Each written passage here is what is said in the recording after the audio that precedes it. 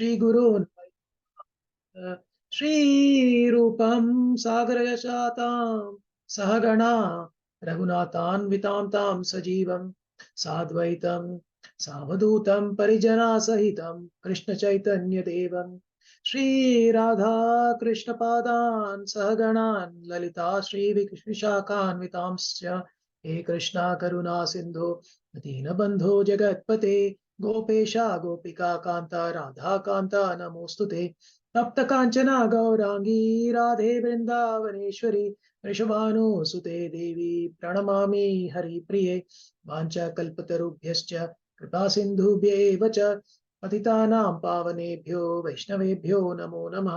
श्री कृष्ण चैतन्य प्रभु नित्यानंद श्री अद्वैता गदाधारा श्रीवासादि गौर भक्त वृंदा हरे Krishna Krishna Krishna Hare Hare Hare Rama, Rama Rama, Hare Hare. Please say along with me. Om Namo Bhagavate Vasudevaya. Om Namo Bhagavate Vasudevaya. Om Namo Bhagavate Vasudevaya. Om Namo Bhagavate Vasudevaya. Om Namo Bhagavate Vasudevaya. Om Namo Bhagavate Vasudevaya. Narayanam Namaskritya Naram Chaiva Narottamam Devim Saraswatim Vyasam Tato Jayam Mudirayet Nashtaprayeshu Bhadreshu Nishtam Nityam Bhagavata Sevaya Bhagavati Uttama Shloke Bhaktir Bhavati Naishtiki Krishnaya Vasudevaya Devaki Nandanaya Cha Nanda Gopa Kumaraya Govindaya Namo Namah Nama Pankajanabhaya Nama Pankajamalini Nama Pankajanetraya Namaste Pankajangrahe नमो महावदन्याय कृष्ण प्रेम प्रदायते कृष्णाय कृष्ण चैतन्य नामिने गौरतुषे नमः नमो ब्राह्मण्य देवाय गो ब्राह्मण हिताय च जगद्हिताय कृष्णाय गोविंदाय नमो नमः नमः ओम विष्णुपादाय कृष्ण प्रेष्ठाय भूतले श्रीमते भक्ति वेदांत स्वामिन् इति नामिने नमस्ते सारस्वते देवे गौरवाणी प्रचारिणे निर्विशेष शून्यवादी पाश्चात्य देशतारिणे जय श्री कृष्ण चैतन्य प्रभु नित्यानंद श्री अद्वैत गदाधारा श्रीवासादि गौर भक्त वृंद हरे कृष्णा कृष्णा कृष्णा हरे हरे हरे राम राम राम हरे हरे हरे कृष्णा कृष्णा कृष्णा हरे हरे हरे राम राम राम हरे हरे हरे कृष्णा कृष्णा कृष्णा हरे हरे हरे राम राम राम हरे हरे मूकं करोति वाचालं पंगुं लंघयते गिरिं यत्प्रपातमहं वन्दे श्रीगुरुं तीरवतारणं परमानन्दं माधवं श्रीचैतन्य ईश्वरम् ओम पवित्रो वा सर्वावस्थामतोऽपि वा यस्मरेत् पुण्डरीकाक्षं सभय अभयन्तरं सुचिः श्रीविष्णु हरे कृष्ण हरे Krishna. Thank you to all the devotees who have come today for today's class. First of all, I would like to apologize that today morning I couldn't, have your association for Mangalarti. Suddenly I was feeling a bit dizzy, so I decided to take a little bit of just sit down and rest for some time. My apologies for that. But again, with Krishna's mercy and with all your blessings, I think at least I'm able to come back for today's class. That's my fortune. I think it gives me another 90 minutes, as I always say. Today we'll keep it maybe 1 hour, around 60 to 70 minutes, to focus on Krishna and pastimes of Krishna, topics of Krishna or related to Krishna. Today's chapter we'll be covering 4.18, which is we're continuing with the story of Prithu Maharaj. And thank you, Shilpa Mataji, for sharing a beautiful synopsis of in the WhatsApp itself of what we have read so far and where we are now. So chapter 18 is dealing with the subject of Prithu Maharaj milking the Earth planet. So as we read, the Earth planet actually, because of all the bad things that were happening, and people were not offering yajnas and sacrifices. The Earth planet decides to keep all the grains and all the produce that is there within herself, and she's not offering it back, and that's for a good reason. And so Prithu Maharaj, of course, gets very angry, and he chases the planet, who now is in a form of a cow, and takes the form of a cow, thinking that she cannot be harmed. But again, Prithu Maharaj chases her, and then we read what's the discussion that then happens between the Earth planet and Prithu Maharaj, and then subsequently what happens in terms of milking the Earth planet today. It's a short chapter, but it's very, it's kind of a story flow. So the purports are also not lengthy. So hopefully we should be able to complete everything today very quickly on chapter 18. However, the timing of chapter 18 also that has been quite very, very significant for us. It's just coming right after Radha Ashtami. We are discussing it. And for us who are practicing our spiritual life, our sadhana, I think this chapter 18 actually is very, very important, because there are some very, very key messages in this chapter for all of us. I'll share my screen now.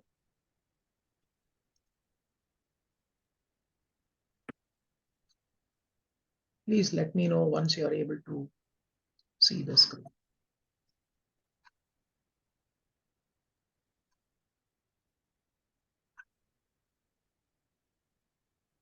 Yes, Prabhuji, it is. Thank you, Mataji.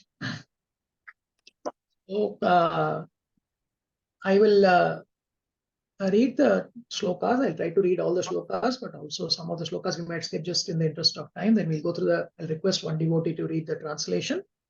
And wherever the purports also, I think we can go through it, because we don't have many purports in this chapter. And we can spend a few minutes to discuss and have your reflections also towards the end. And time permitting today, at the end of the lecture, I would also like to share, I was in a class where His Holiness Nandana Swami Maharaj actually shared a beautiful pastime of Radharani and Krishna on the occasion of Janmashtami. I can share that also with all of you at the end of the class. So that's a bit of the last dessert maybe for us today. For the end of the class, I'm keeping that today, that pastime.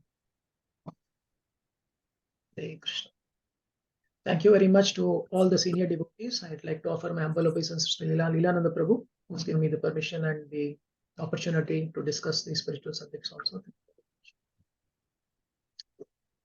Next one, Maitre Yuvacha Itham Prithum Abhishtuya Rusha Praspuri Tadharam Punar Adva Nirbhita Samstabhyatmanam Atmana. Hare Krishna, can somebody read the translation, please? Hare Krishna, Prabhuji. Yes, please. Hare Krishna. Translation. The great saint Maitreya continued to address Vidura. My dear Vidura, at the time after the planet Earth finished her prayers, King Prithu was still not pacified, and his lips trembled in great anger. Although the planet Earth was frightened, she made up her mind and began to speak as follows in order to convince the king. Hare Krishna. Yeah, so again here Maitreya Rishi is talking to Vidura and is explaining that planet Earth has finished her prayers, but Prithu Maharaj is still not pacified, and his lips trembled in great anger. This is quite significant. They say that if you are a devotee, you should not get angry. That anger emotion is actually one of the 3 gates to hell. Lust, anger, and greed are the 3 gates to hell, and so we should stay away from anger.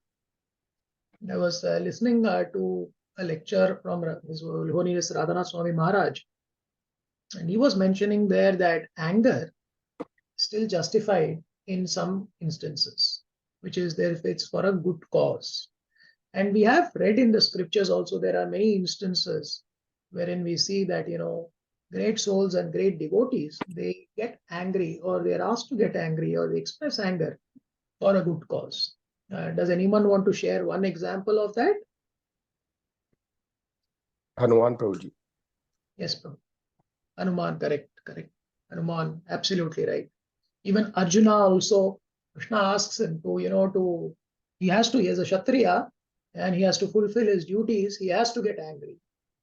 So he also, and because when you're fighting in a war, you can't, take out your sword and say, Hare Krishna Prabhu, and then start fighting the war. You have to fight it with that emotion, that anger is needed, and it was for a justified cause. Also, it's a message for us in our personal lives also, is that when we need to be firm and when we need to be express that emotion of anger versus when we have to suppress it. So as long as it is justified, it is in a cause which is helping us get closer to that lotus feet of Krishna, it is justified. So there are many other examples. I won't get into that, but net, that was a message that also Maharaj shared. We'll continue reading. Text 2. Hare Krishna, Prabhuji. Yes, Prabhu. Prabhuji, sorry, Prabhuji. In Bhagavad Gita, we also have that when we get angry, our thinking power will get reduced, right? Absolutely. So how do we? Yeah, and there is a Mati Brahmsta, Buddhi Nasho, there is a shloka. Correct, Prabhu. So that is when you are not dovetailing it to Krishna, Prabhu. So as long as it is, even in the Mahabharata, Prabhu, when Krishna is instructing Arjuna, he is chastising him for not fighting. And that is the exact thing of what I was saying. When you are fighting for the right cause, you need to have that emotion of anger. And there you're not actually destroying other good things. It's you're fighting for a good cause, and there that emotion is necessary. You should not be thinking of other things like, pity and all that should not be coming. And that is typically happens when we get angry. We forget the other things, rational things, and we fight with aggression. But when it is dovetailed into Krishna's service, when we have to fight for a cause, when we are fighting for dharma, at that time that anger is justified, Prabhu. Okay, Prabhuji. Hare Krishna. Hare Krishna. Text 2. Sanniyacha bibho manyum nibota shravitam chame sarvata saramati yatha madhu karo buddha. Can someone read the translation? Hare Krishna, Prabhuji. Yes, Prabhu. Translation. To benefit the all human society. Prabhu, second text, Prabhu. My dear Lord. Oh, sorry. Second text. Oh. My dear Lord, please pacify your anger completely and hear patiently. Whatever I submit you before you, please turn your kind attention to this. I may be very poor, but a learned man takes the essence of the knowledge from all places, just as a bumblebee collects honey from each and every flower. Hare Krishna. Hare Krishna, Hare Krishna. So here two things are there, which is one is actually also when we are dealing with people who are in that angry state of mind, and we are trying to get them back into other state also. I think there how we deal with them. We don't get angry. So you have seen that suppose somebody is in an angry state and you become in an angry state, it's only going to be provoking them more. And here, very intelligently, Mother Earth is actually requesting Prithu Maharaj, please pacify your anger completely and hear patiently whatever I submit before you. That submissiveness is there also. And the other thing is also, is that, the praise is coming, but also wisdom is coming. How a bumblebee will go across all the things, find the flower, and he'll just take the honey. That's how, a learned man is also able to, in all that anger and in all that turmoil, that is chaos that is around him or her, is able to take that essence of wisdom, and that a learned man is able to take. What a beautiful verse this is. Text 3. Asmil loke yatha vasmosmin मुनिभिस्तत्त्वदर्शिभिः दृष्टा योगा प्रयुक्ताश्च पुंसां श्रेय प्रसिद्धये. Hare Krishna. Shall I read, Prabhuji? Yes, Mataji, please. Hare Yeah, Krishna. translation. To benefit all human society, not only in this life, but in the next, the great seers and sages have prescribed various methods conducive to the prosperity of the people in general. Shall I read purport, Prabhuji? Yes, Mataji, please continue to read the purport. Yes, Prabhuji. Purport. Vedic civilization takes advantage of the perfect knowledge presented in the Vedas and presented by the great sages and brahmanas for the benefit of human society. Vedic injunctions are known as Shruti, and the additional supplementary presentations of these principles, as given by the great sages, are known as Smriti. They follow the principles of Vedic instruction. Human society should take advantage of the instructions from both Shruti and Smriti. If one wants to advance in spiritual life, he must take these instructions and follow the principles. In Bhakti Rasamrita Sindhu, Srila Rupa Goswami says that if one poses himself as advanced in spiritual life but does not refer to the Shrutis and Smritis, he is simply a disturbance in society. One should follow the principles laid down in Shrutis and Smritis not only in one spiritual life but in material life as well. As far as human society is concerned, it should follow the Manusmriti as well, for these laws are given by Manu, the father of mankind. In the Manusmriti, it is stated that a woman should not be given independence, but should be given protection by her father, husband, and elderly sons. In all circumstances, a woman should remain independent upon some guardian. Presently, women are given full independence like men, but actually, we can see that such independent women are no happier than those women who are placed under guardians. If people follow the injunctions given by the great sages, Shrutis and Smritis, they can actually be happy in both this life and the next. Unfortunately, rascals are manufacturing so many ways and means to be happy. Everyone is inventing so many methods. Consequently, human society has lost the standard ways of life, both materially and spiritually, and as a result, people are bewildered and there is no peace or happiness in the world. Although they are trying to solve the problems of human society in the United Nations, they are still baffled because they do not follow the liberated instructions of the Vedas. They are unhappy. Hare So, Krishna. yeah, Mataji, can you just read from that last two sentences, just as a boy? yes, Prabhuji. Just as a boy is educated in order to become happy later, one should be educated in this life in order to attain an eternal and prosperous life after death. It is therefore essential that people follow what is given in the Shrutis and Smritis to make sure that the human mission is successful. Thank you, Prabhuji. Hare Krishna. Hare Krishna, Mataji. Thank you very much. And here, Prabhupada is pretty strongly expressing his views here.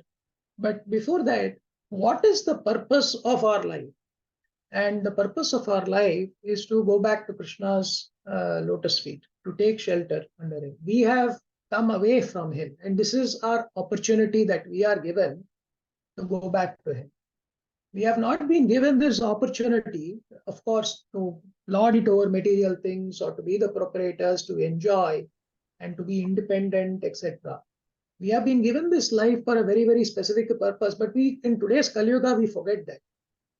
And in our scriptures, we are taught how to live and how to live, right? That essence is already there in our scriptures. However, modern man is continuously deviating from this. So we do see many things, and I don't want to get into, topics wherein we talk about, whose independence or the feminine woman's independence and freedom versus non-independence, etc. At the end of the day, the goal is to get back to Krishna. And the easiest way to get back to Krishna is to follow the scriptures under the guidance of a spiritual master, rather than do it according to our own interpretations and whims and fancies. We will not be able to get there.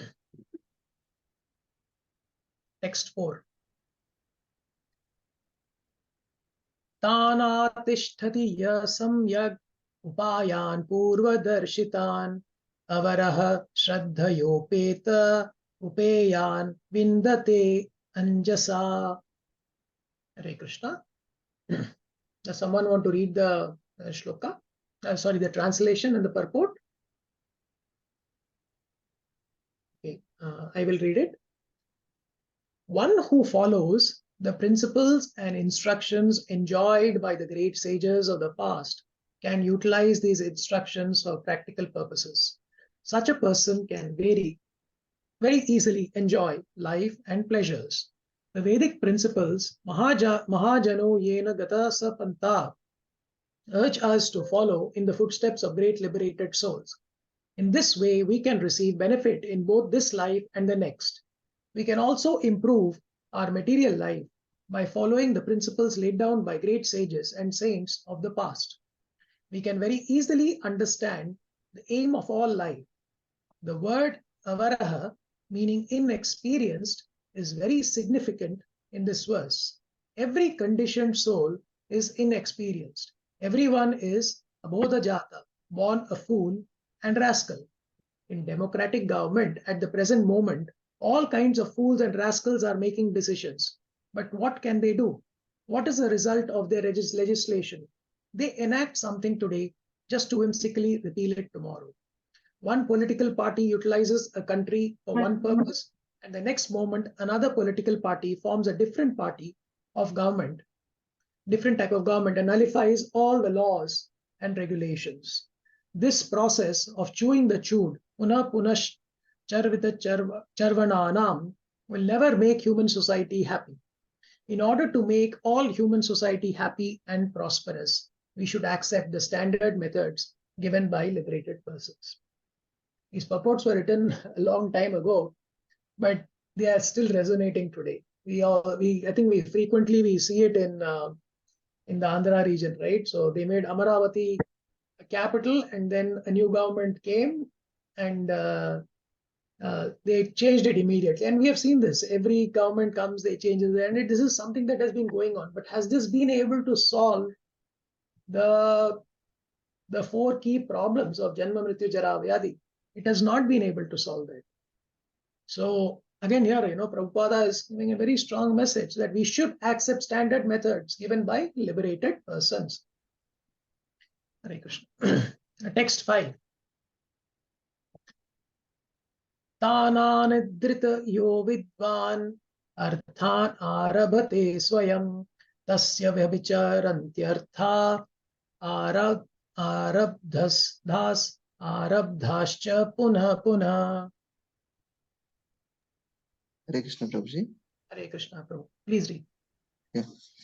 Translation. A foolish person who manufactures his own way and means through mental speculations and does not recognize the authority of the sages who lay down unimpeachable directions is simply unsuccessful again and again in his attempts. Shall I read the purport, Prabhuji? I think this is clear, Prabhu. Here the translation is clear. We'll move to the next text, Prabhu. I'll read that and can read the next purport, Prabhu. A little bit of the next purport. Pura shrishthya oshadhayo brahmanaya ya vishampate bhujyamana maya drishta asadbhir adhrita vrataihi. Hare Krishna. Yes, Prabhu, please read. Yeah. Translation. My dear king, the seeds, roots, herbs, and grains which were created by Lord Brahma in the past are now being used by non-devotees who are devoid of all spiritual understanding. Yes, Prabhu. Please read that first para of the purport, Prabhu. Yes, Prabhu. Purport. The Lord Brahma created his material world for the use of the living entities, but it was created according to the plan that all living entities who might come into it to dominate it for sense gratification would be given directions by the Lord Brahma in the Vedas in order that they might ultimately leave it and return home back to Godhead.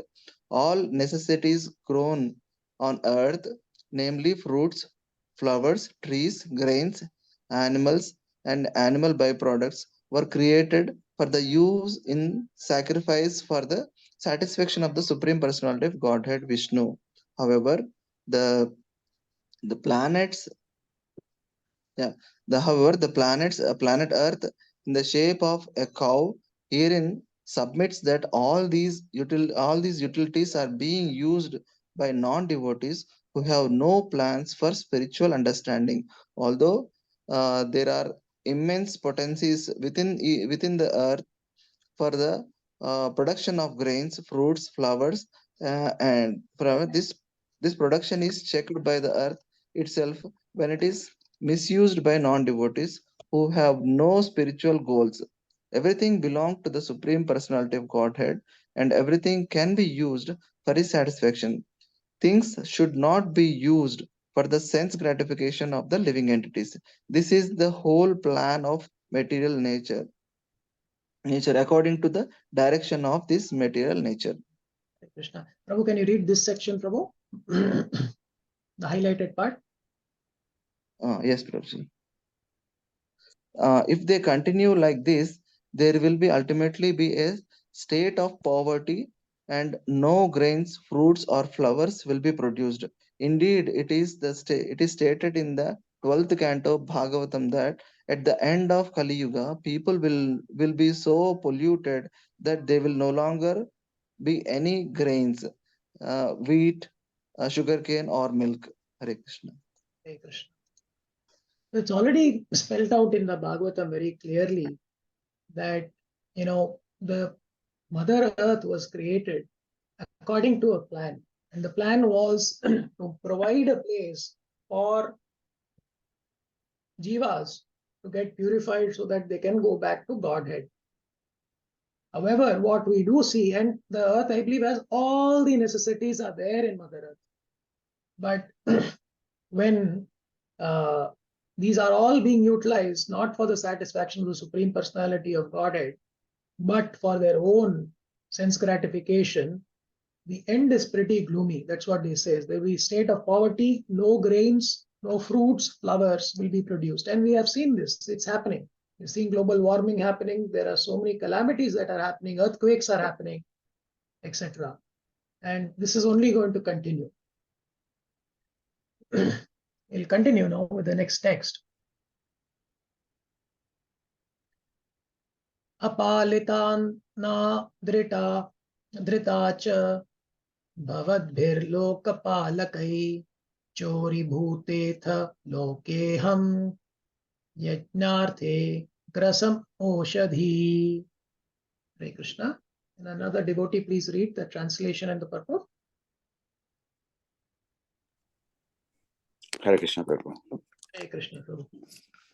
Translation. My dear king, not only are grains and herbs being used by non-devotees, but as far as I am concerned, I'm not being properly maintained.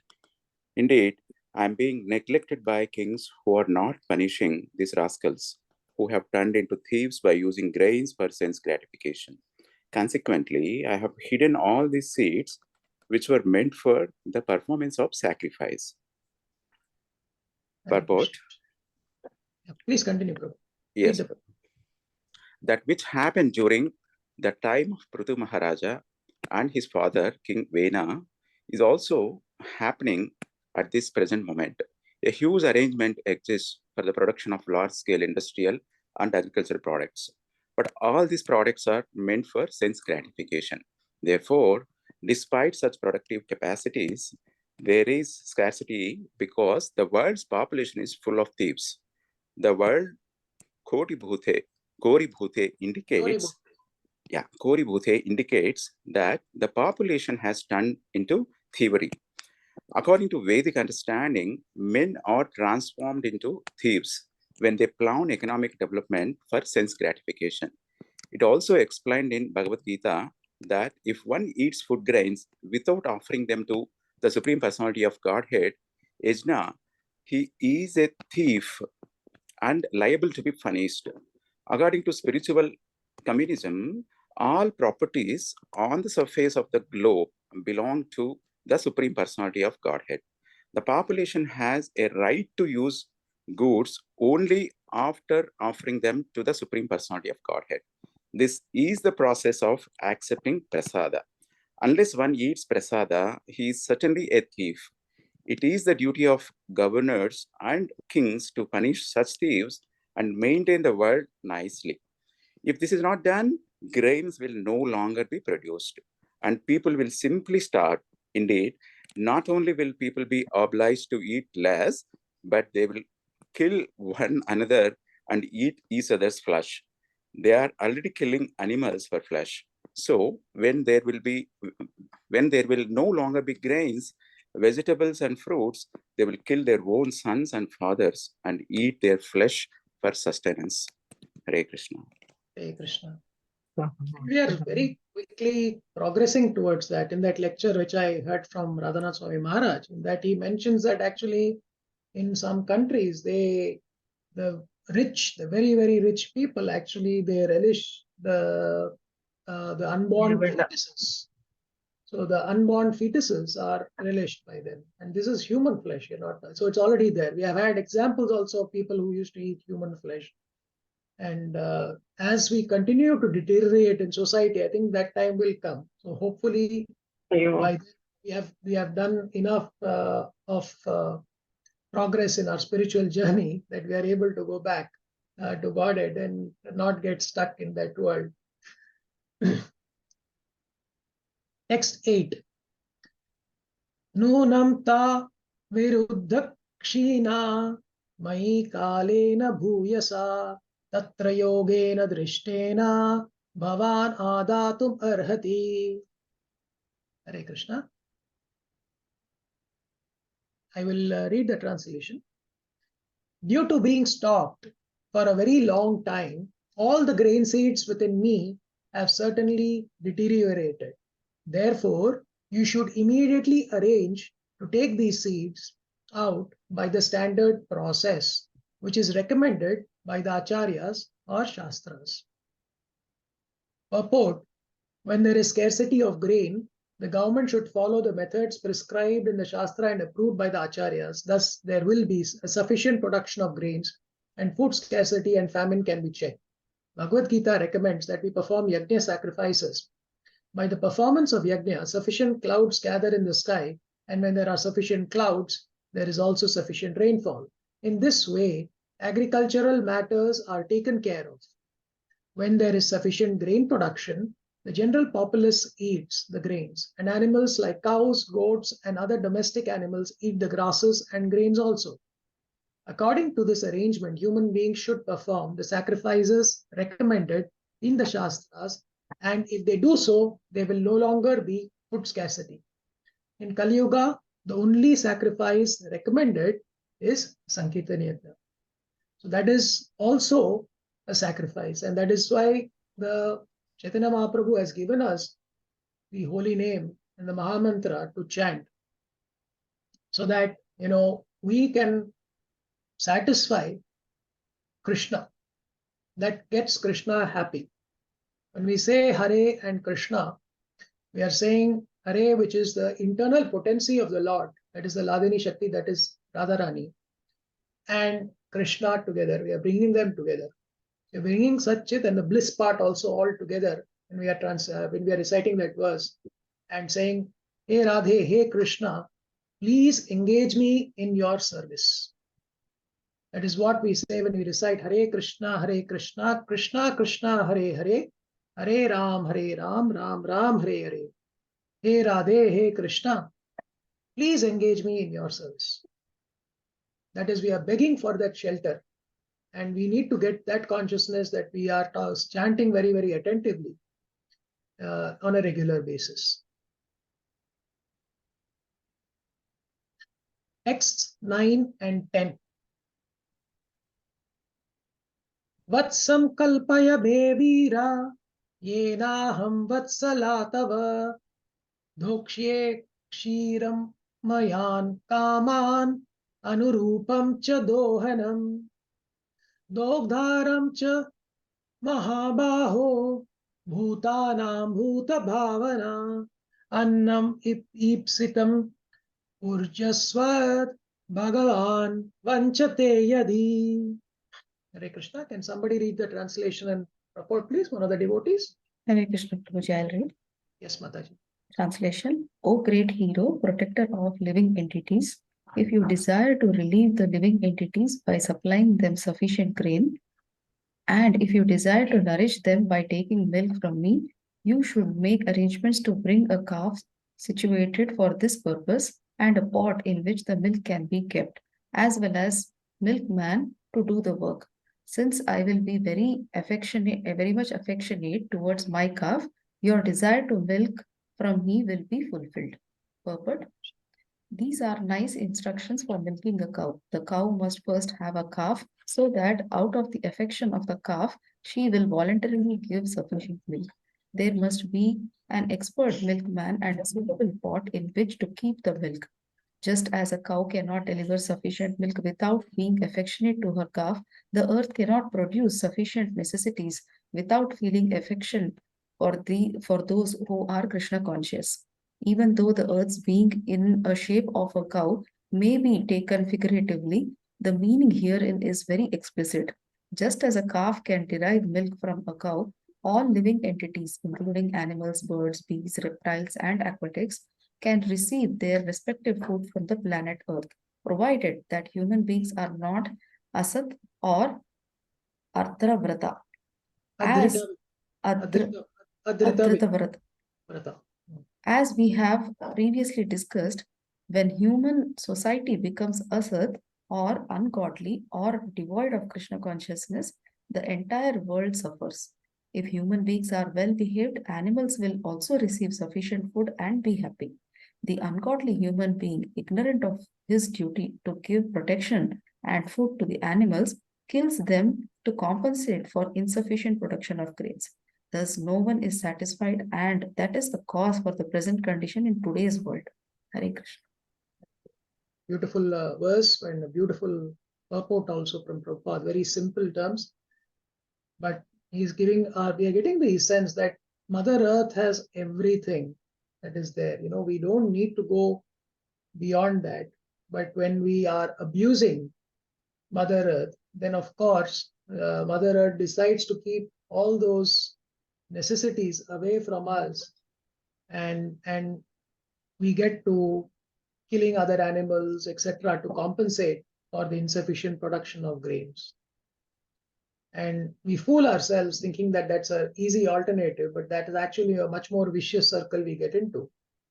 In today's modern world, they complain of greenhouse gas emissions and all the danger to the planet. Actually, to generate that 1 kilo of meat, the amount of grain that is needed. So actually, it's a double whammy. So on one side, animals are getting slaughtered, but on the other side, that the grain that is available for the human beings also is going away. And in a way, then you're getting into a vicious circle of meat eating and meat consumption. Just want to add, Prabhuji, I think this verse definitely should go in the school textbooks. Absolutely, Mataji. This chapter itself, Mataji, is a very significant chapter. It looks very easy on the outer side. Yeah, very nicely explained.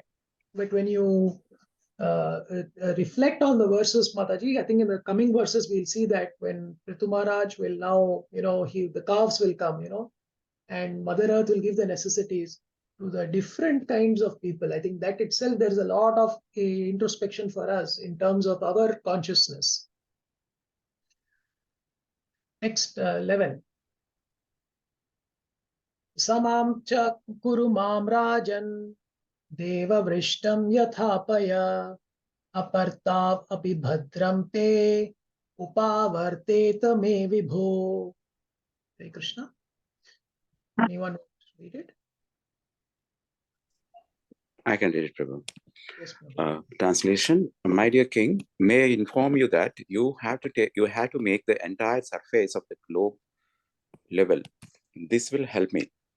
Even when the rainy season has ceased, rainfall comes by the mercy of King Indra. Rainfall will remain on the surface of the globe, always keeping the earth moistened, and thus it will be auspicious for all kinds of production. Purport: King Indra of the heavenly planets is in charge of throwing thunderbolts and giving rainfall. Generally, thunderbolts are thrown on the tops of hills in order to break them to pieces. As these pieces are spread asunder in due course of time, the surface of the globe gradually becomes fit for agriculture.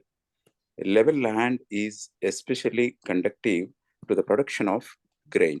Thus, the planet Earth requested Maharaja Prithu to level the surface of the earth, breaking up the highland and mountains. Hare Krishna. Hare Krishna. Continue with text 12 and then with text 13. I'll read the translations for both, and then I'll request one of the devotees to read the purport of text 13. Iti priyam hitam vakyam bhuva adaya bhupati vatsam kritva manumpana aduhat sakalaushadhi. Translation. After hearing the auspicious and pleasing words of the planet Earth, the king accepted them. He then transformed Swayambhuva Manu into a calf and milked all the herbs and grains from the earth in the form of a cow, keeping them in his cupped hands. Text 13, we see then what happens after. Tatha pare cha sarvatra saram adate buddha tatonye cha yatha kamam duduhu pritubhavitam. Translation. Others who were as intelligent as King Prithu also took the essence out of the earthly planet. Indeed, everyone took this opportunity to follow in the footsteps of King Prithu and get whatever he desired from the planet Earth. Hare Krishna, can someone read the purport, please? Hare Krishna, Prabhuji. Shall I read, Prabhuji? Yes, Prabhu. Purport. The planet Earth is also called Vanudhara. The word Vasudhara. The word Vasu means wealth, and Dhara means one who holds. All creatures within the earth fulfill the necessities required for human beings, and all living entities can be taken out of the earth by the proper means. As suggested by the planet Earth and accepted the initiated by King Prithu, whatever is taken from the earth, either from the mines, from the surface of the globe, or from the atmosphere, should always be considered the property of the Supreme Personality of Godhead and should be used for Yajna and Lord Vishnu. As soon as the process of Yajna is stopped, the earth will withhold all productions, vegetables, trees, plants, fruits, flowers, other agriculture products, and minerals. As confirmed in Bhagavad Gita, the process of Yajna was instituted from the beginning of creation. By the regular performance of Yajna, the equal distribution of wealth, and the restriction of sense gratification, the entire world will be made peaceful and prosperous. As already mentioned, in this age of Kali, the simple performance of Sankirtan Yajna, the holding of festivals as initiated by the International Society of Krishna Consciousness, should be introduced in every town and village. Intelligent men should encourage the performance of Sankirtan Yajna by their personal behavior. This means that they should follow the process of austerity by restricting themselves from illicit sex life, meat eating, gambling, and intoxication. If the intelligent men or the Brahmanas of society would follow the rules and regulation, certainly the entire face of this present world, which is in such chaotic condition, should change. The people would be happy and prosperous. Hare Krishna. So, the important line in this verse is whatever he desired from the planet Earth. So, but you can get whatever you desire from the planet Earth, provided you follow the scriptures and follow in the king's footsteps of King Prithu, how to do it also. And all yajnas, of course, are for the satisfaction of Lord Vishnu. That is why when we do any kind of sacrifice or any puja or anything also, at the end, always the Brahmins will say Krishna Arpanamastu. They'll close it with that. And so there's a particular way, a process that needs to be followed. And Mother Earth is very benevolent. We will get whatever we desire according to our consciousness. That is the strength of the Vedanta philosophy, of our culture, of our Sanatan Dharma.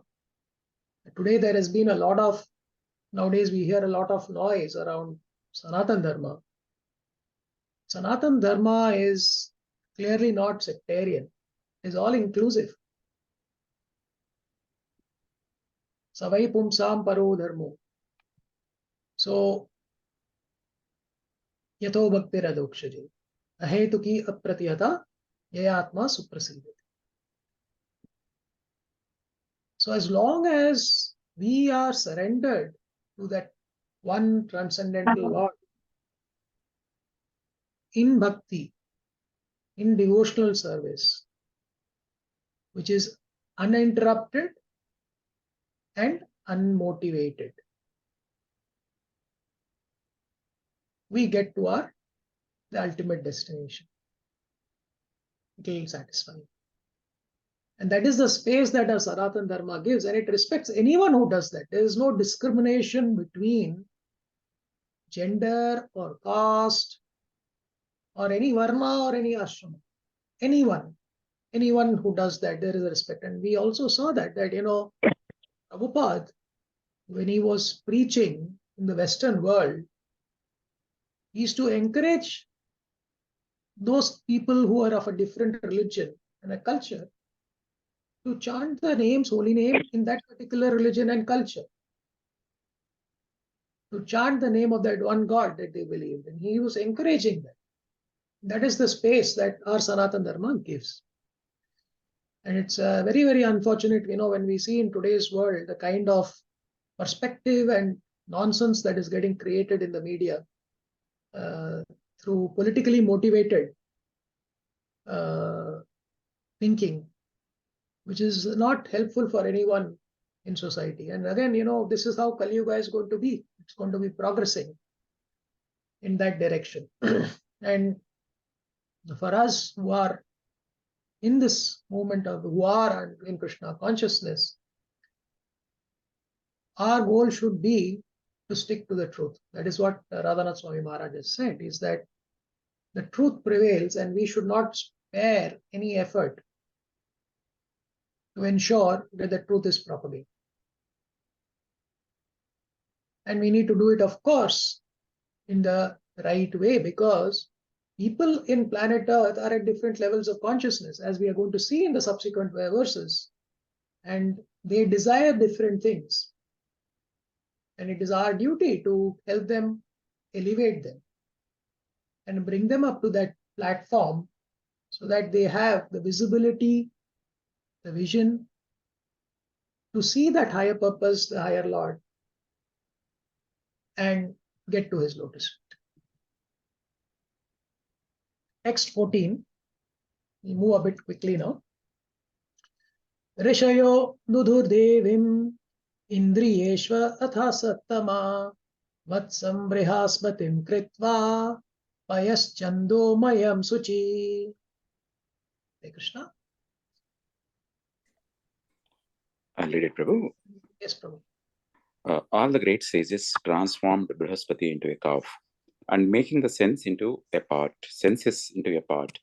They milked all kinds of Vedic knowledge to purify words, mind, and hearing. Hare Krishna. Purport. Can I read purport, Prabhu? Yeah, Prabhu, please read. Go ahead. Brihaspati is the priest of the heavenly planets. Vedic knowledge was received in logical order by the great sages through Brihaspati for the benefit of human society, not only on this planet, but throughout the universe.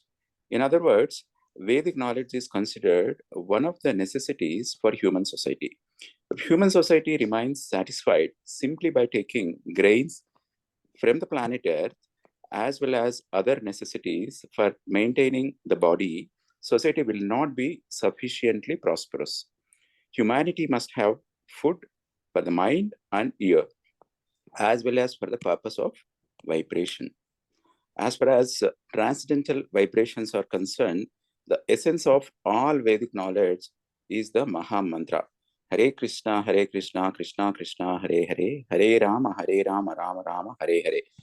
In Kali Yuga, if this Vedic Maha Mantra is chanted regularly and heard regularly by the devotional process of Sravanam Kirtanam, it will purify all societies, and thus humanity will be happy both materially and spiritually.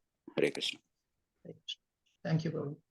So what we are seeing now is that the different kinds of people in different levels of consciousness are following the footsteps of Maharaj Prithu, following the instructions that he is done in terms of a process, and they bring a calf. So here we see Brihaspati is transformed into a calf, and the senses are transformed into a pot, and they milk all kinds of Vedic knowledge. So everything is coming out from Mother Earth. And we go on to see in the next few verses also peoples at different levels of consciousness, what they get.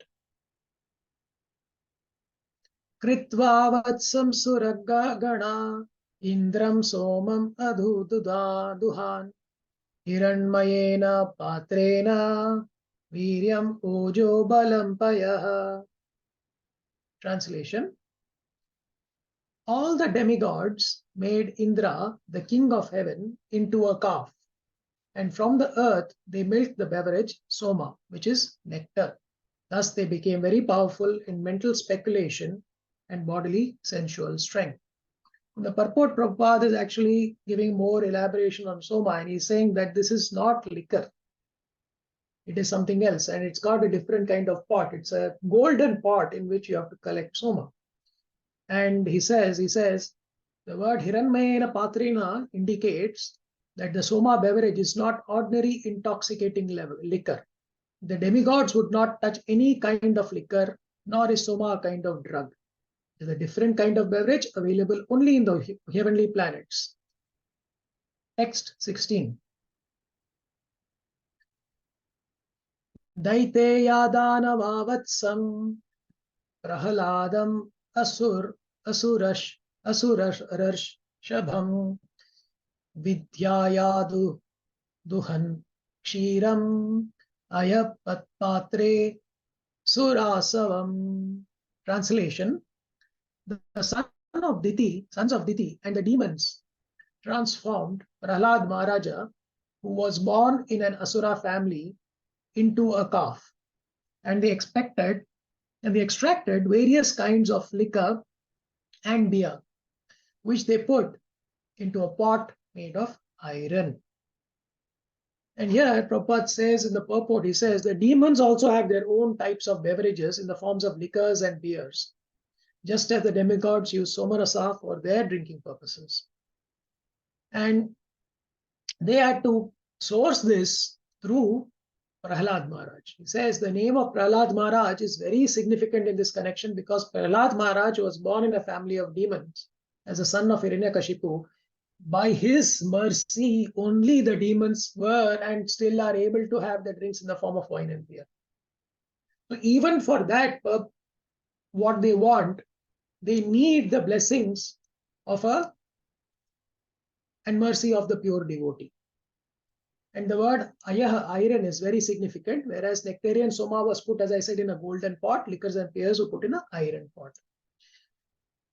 Now, important point again here, Prabhujis and Matajis, that for us in our sadhana, we need to remember our consciousness. Now, we are chanting, we are doing our sadhana every day to purify ourselves and get more and more elevated.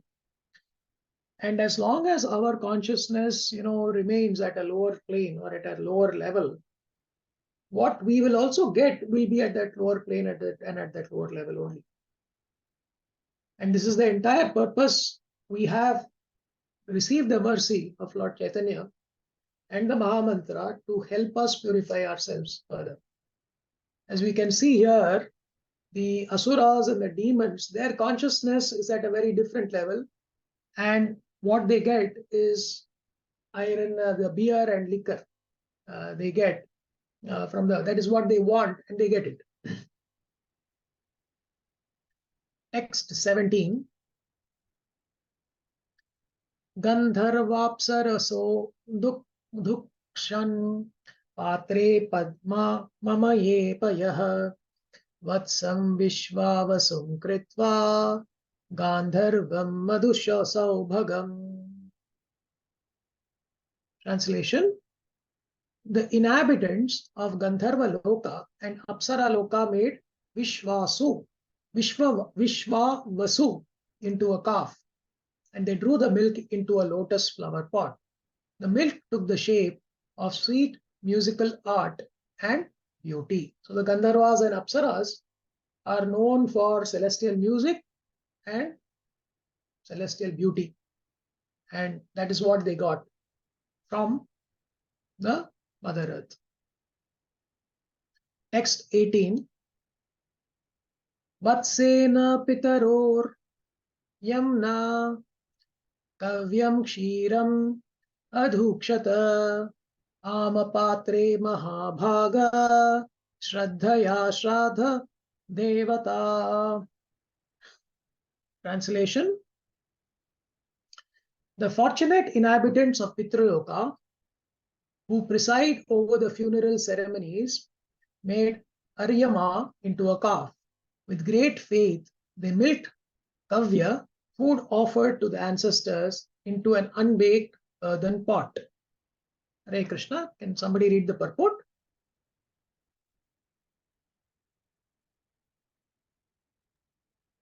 I'll read, Prabhuji. Yes, Mataji, please. In Bhagavad Gita 9.25, it is said, Pitrin yanti Pitrivrata. Those who are interested in family welfare are called Pitrivrata. There is a planet called Pitraloka, and the predominantly deity of that planet is called Aryama. He is somewhat of demigod, and by satisfying him, one can help ghostly family members develop a gross body. Those who are very sinful and attached to their family, house, village, and or country do not receive a gross body made of material elements, but remain in subtle body composed of mind, ego, and intelligence. Those who live in such subtle bodies are called ghosts. This ghostly position is very painful because a ghost has intelligence, mind, and ego and wants to enjoy material life.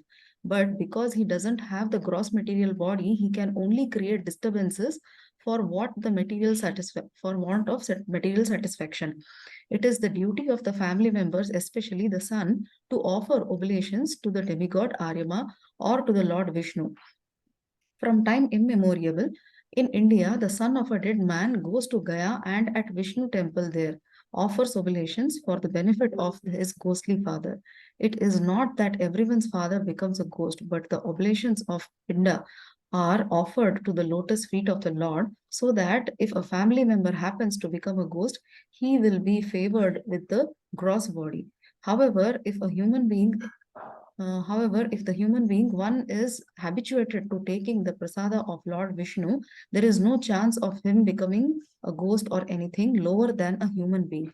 In Vedic civilization, there is a performance called Shraddha, by which the food is offered with faith and devotion. If one offers oblations with faith and devotion, either to the lotus feet of Lord Vishnu or his representative in Pitraloka, Aryama, one's forefathers will attain material bodies to enjoy whatever material enjoyment is due them.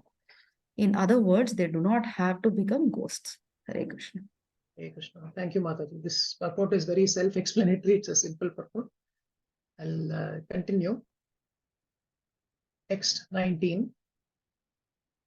Prakalpya vatsam kapilam siddha sankalpa namayim siddhim nabasi vidyam cha ye cha vidyadharadhaya.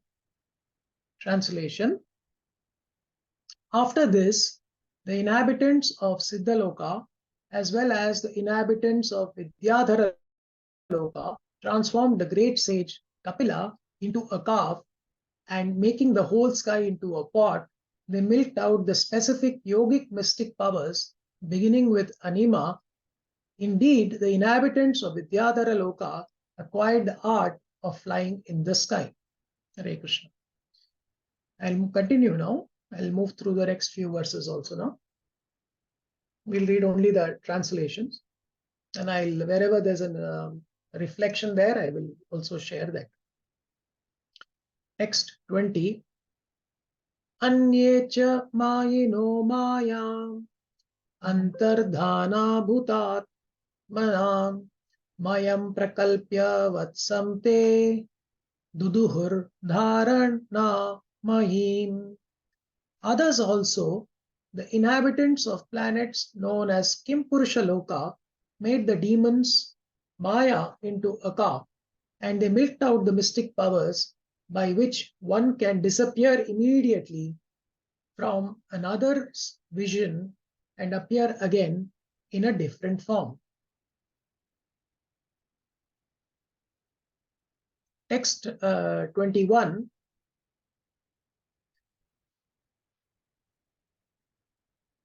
Yaksharaksham bhutani pishacha Pishitashana Bhuteshavatsa Duduhu Kapale Shatajasavam.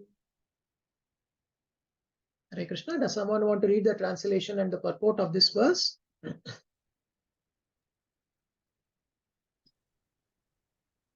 Shalya Prabhuji. Yes, Prabhu. Yes, please, Mataji. Translation. Then the Yakshas, Rakshasas, ghosts, and witches who are habituated to eating flesh transformed Lord Shiva's incarnation Rudra, Bhutanada, into a calf and milked out beverages made of blood and put them in a pot made of skulls. Purport. There are some types of living entities in the form of human beings whose living conditions and eatables are most abominable. Generally, they eat flesh and fermented blood, which is mentioned in this verse as Shatajasavam. The leaders of such degraded men, known as Yakshas, Rakshasas, Bhutas, and Pishachas, are all in the mode of ignorance. They have been placed under the control of Rudra. Rudra is the incarnation of Lord Shiva and is in the charge of the mode of ignorance in material nature. And the name of Lord Shiva is Bhutanada, meaning master of ghosts. Rudra was born from between Brahma's eyes when Brahma was very angry at the four Kumaras. Thank you, Prabhuji. Hare Krishna. Hare Krishna, Mataji. Thank you. So what we have seen actually up to this verse is that all the jivas, they are born with some kind of consciousness, and typically, they are more associated with one of the three gunas, either sattva guna, rajoguna, or tamoguna. And for each of these three gunas, there is space, and there is an opportunity to satisfy the desires there. So whatever, again, the message that we are getting is that whatever is the consciousness we are bringing to the table, based on that, we will also get back also. So if our consciousness is going to remain in that tamoguna or in that rajoguna, what we will also get back, and we'll continue to be there, we'll get satisfied through that. There is sufficient of that desire fulfilling capability that's there in Mother Earth to ensure that our desires will get satisfied. And we'll see there further, now it'll get more deeper, it'll go. Tatahayo Nanda Shukaha Sarpa Nagascha Takshakam Vidhaya Vatsam Duduhur Vilapatre Vishampayaha. Translation. Thereafter, cobras and snakes without hoods, large snakes, scorpions, and many other poisonous animals took poison out of the planet Earth as their milk and kept this poison in snake holes. And they made a calf out of Takshaka. I will continue reading. Text 23 and 24. Pashavo yava samshiram vatsam kritva cha govrisham aranyapatre chadukshan mrigendrena cha damstrinah kravyada pranina kravyam duduhu sve kalevare suparnavatsa vihagash charam chacharam evacha. Translation: the four-legged animals, like the cows, made a calf out of the bull who carries Lord Shiva and made a milking pot out of the forest. Thus they got the fresh grasses, green grasses to eat. Ferocious animals like tigers transformed a lion into a calf, and thus they were able to get flesh for milk. The birds made a calf out of Garuda and took milk from the planet Earth in the form of moving insects and non-moving plants and grasses. Text 25.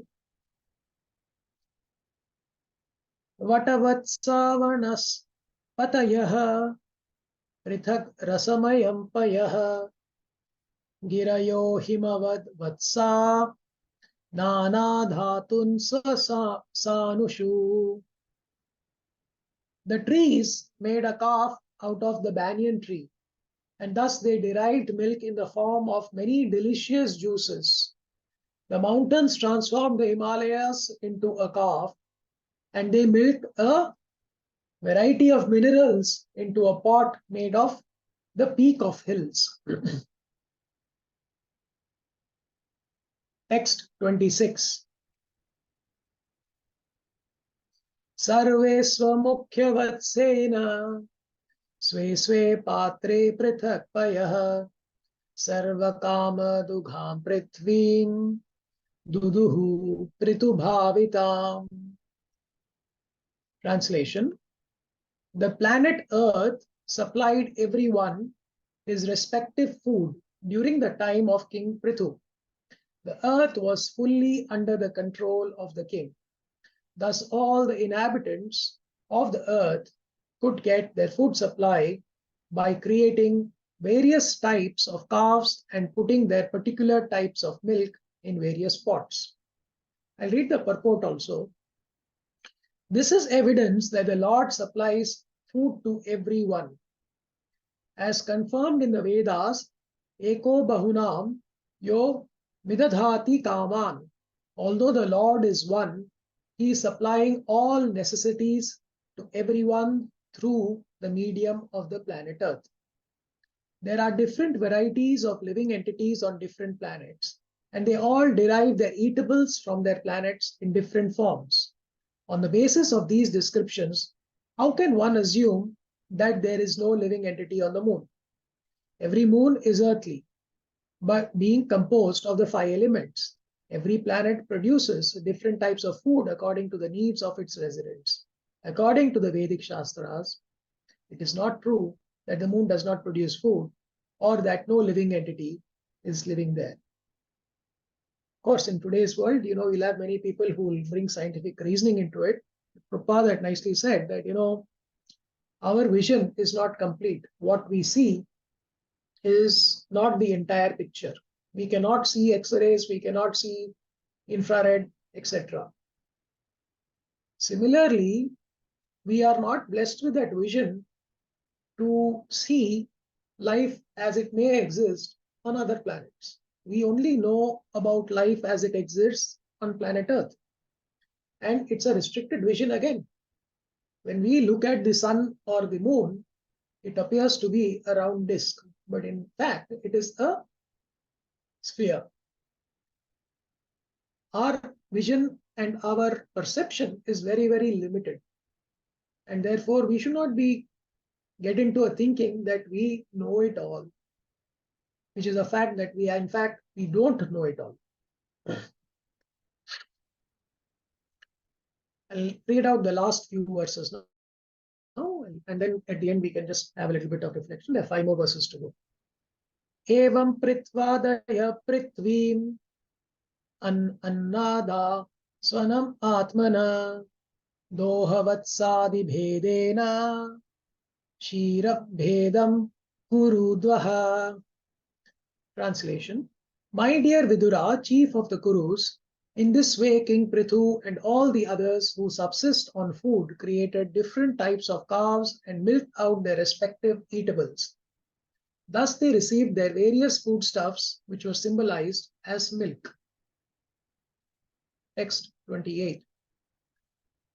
Tato mahipati prita sarvakama dugham pritu duhitritve chakare mam premna duhitir vatsala. Thereafter, King Prithu was very satisfied with the planet Earth, for she sufficiently supplied all food to various loving entities. Thus, he developed an affection for the planet Earth, just as if she were his own daughter.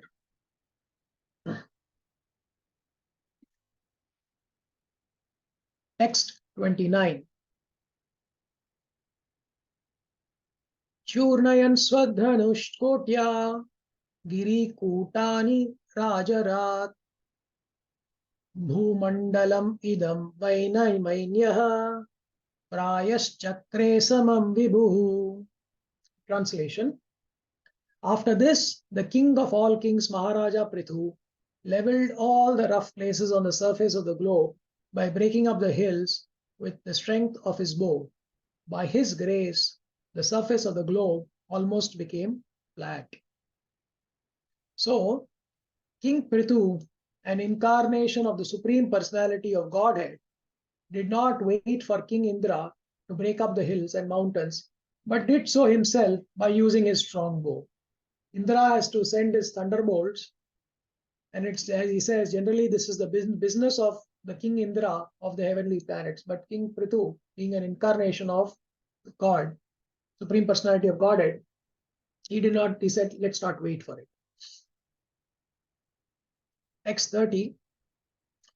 Athasmin bhagavan vainyah prajanam vritidha pita nivasan kalpayam chakre tatra yatharhatah. Translation.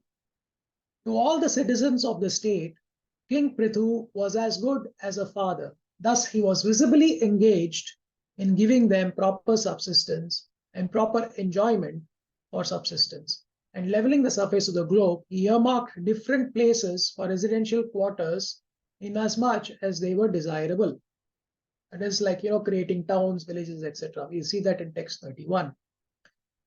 Graman pura patatnani Durgani vividhani cha ghoshan vrajan shibiran akaran kheta kharvatan.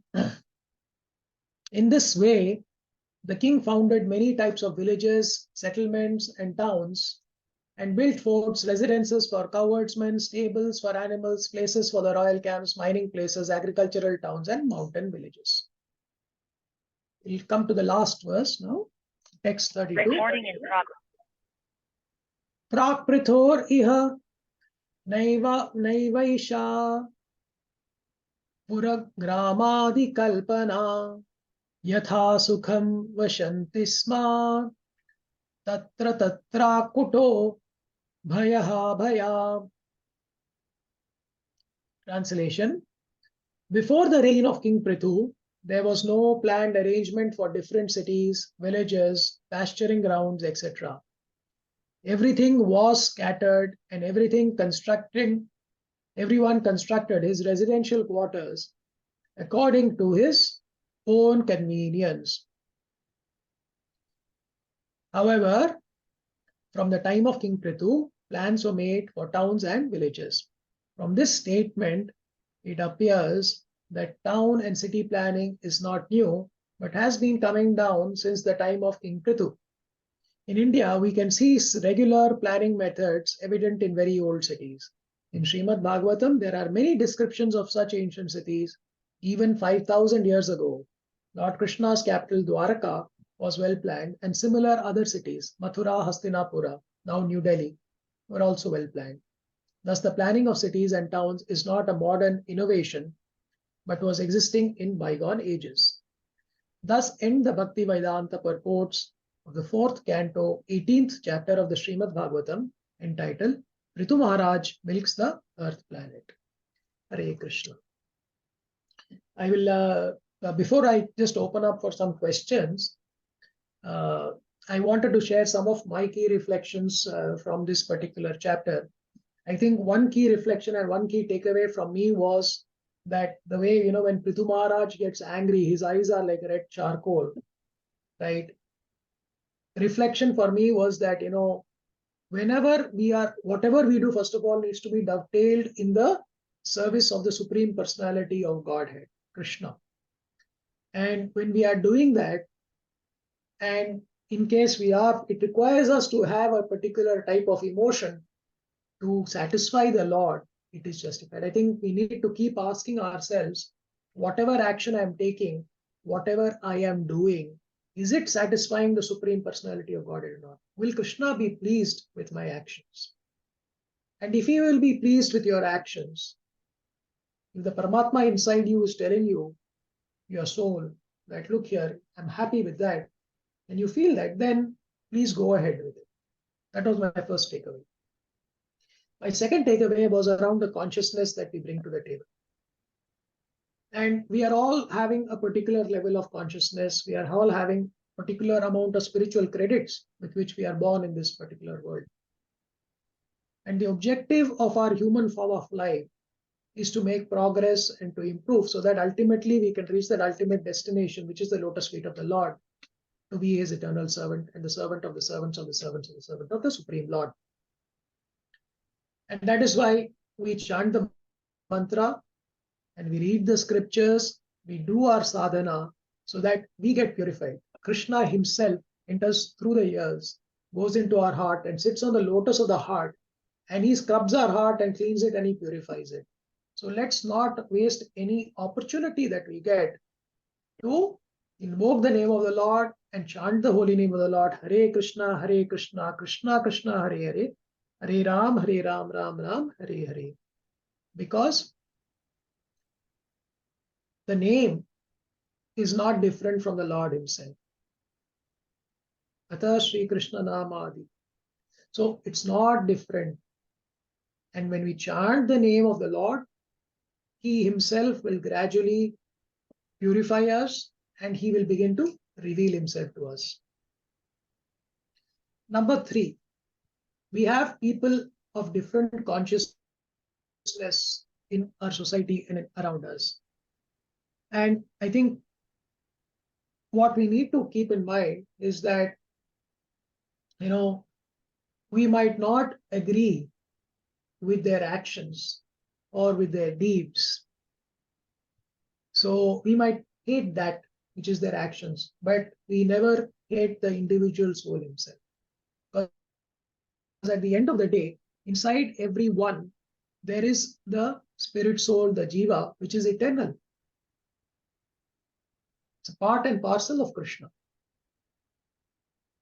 And we need to love that jiva. We should not be hating the jiva. But yes, the actions, the deeds, they might not be right. And there we are justified to not like it or not appreciate it and to stay away.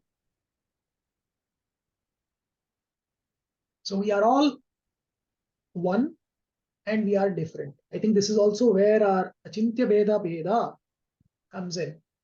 And it beautifully connects everything all together for us, is that the oneness and the difference. So wherever around us, whatever we see, that's another, maybe it's a fourth reflection for me, is that we see oneness, but we also see the difference. And we should be able to appreciate both and stay in the balance. With that, I will conclude my reflections. And with your permission, I'll just share a short pastime that Sachinandana Swami Maharaj, actually His Holiness Sachinandana Swami Maharaj, shared in a class that I was attending a couple of days ago. And this was on between Radha and Krishna. So he narrated this beautiful pastime wherein Narada Muni, he came to know that, Lord Krishna has appeared on this earth, and he was also very curious because he knows that whenever Krishna comes, the Ladini Shakti also of Krishna will appear. So he wants to go and find out where is Radharani. So he comes to Gokula Vrindavan and he goes knocking, I believe, door by door. And he goes first and knocks on one door, and he asks, has a child been born here? And I would like to see the child. And like this, he keeps going from house to house, but he's not able to find Radharani. And then ultimately he comes to Vrishabhanu Maharaj's home, and he knocks there. And he asks Vrishabhanu Maharaj, do you have a child in the house? A child. And so Vrishabhanu Maharaj brings his son out first, and Narada Muni says, oh, he'll be a Krishna's friend. And Narada Muni is curious, and he says, do you have another child? And then Vrishabhanu Maharaj looks very sad, and he turns quiet. And then eventually he tells Narada Muni that, yes, I have a daughter, but she's dumb and she's blind. That is, she can't see, she's not seen till now. So Narada Muni asks for permission to see her, and he says that, she's in the inner quarters, which is usually very protected, the most protected place of the house. You can come with me. So he takes Narada Muni inside. And when Narada Muni sees the baby girl in Radharani Ma in the cradle, tears start flowing down from his eyes. And when that's happening, he tells Vrishabhanu Maharaj, he says that, can you get me a few things? So he asks for some items that he asks. Vrishabhanu Maharaj goes out of the room. And I believe then Radharani Ma, she reveals herself to Narada Muni. And she's looking all resplendent and glowing in full form in a blue dress.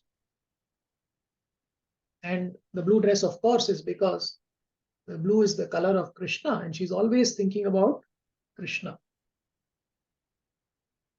And then Vrishabhanu Maharaj comes back, and the form of Radharani that had appeared to show herself to Narada Muni, that disappears. And then Vrishabhanu Maharaj asks Narada Muni, you're weeping, what happened? And then he controls him and says that, don't worry, your daughter will speak when she meets Krishna. And she will open her eyes. And then when Radharani's first birthday comes, so they invite everyone, and so Nanda Maharaj is also invited, and little Krishna is there. He comes and I believe he crawls and goes into the inner chambers. And he pulls the cradle and he looks up into it.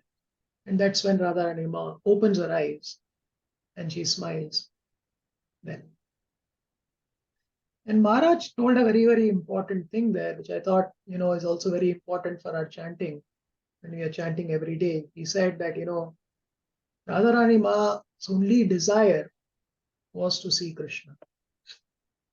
And that is why she had not opened her eyes till then. Her whole purpose, her entire purpose revolves around Krishna. And that was why only when Krishna came, she revealed herself. And as you all must have also attended some lectures on Radhashtami Day to understand the significance, Radharani is the Ladini Shakti of Krishna, the internal potency of Krishna, the bliss that you add. So the Ananda that's added to Sat and Chit. And they are inseparable. And that is where also when we chant the holy name, we invoke both Radharani and Krishna, bringing them together, begging for that opportunity to serve them. I found this pastime really, really beautiful, and I thought I'll share it with you. I think we can take a few questions. If anyone has any questions, I'll take a pause now. If I have made any offense or offended anyone, please forgive me. I've rushed through today's class also maybe, but it was a short, simple chapter, so I took that liberty to go through a bit fast. Any questions, any reflections from anybody, please kindly share. Thank you. Hare Krishna.